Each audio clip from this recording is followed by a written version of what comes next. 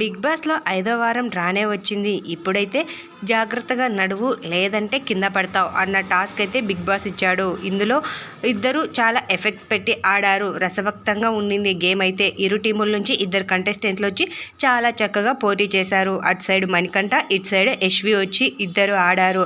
కానీ ఈ గేమ్లో విన్నర్ అయింది ఎవరో తెలుసా?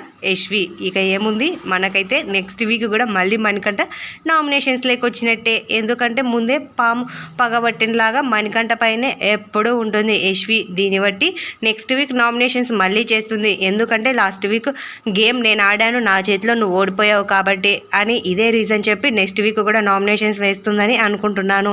ఇదైతే నా అభిప్రాయము. మీ అభిప్రాయం ఏంటో కామెంట్ సెక్షన్లో కామెంట్ చేయడం అస్సలు మర్చిపోవద్దు. మణికంఠను చూస్తుంటే నాకైతే పాపం అనిపిస్తుంది. మళ్ళీ యశ్వి చేతిలోనే చిక్కిపోయాడేంటి ఈ మణికంఠ అన్నట్టుగా.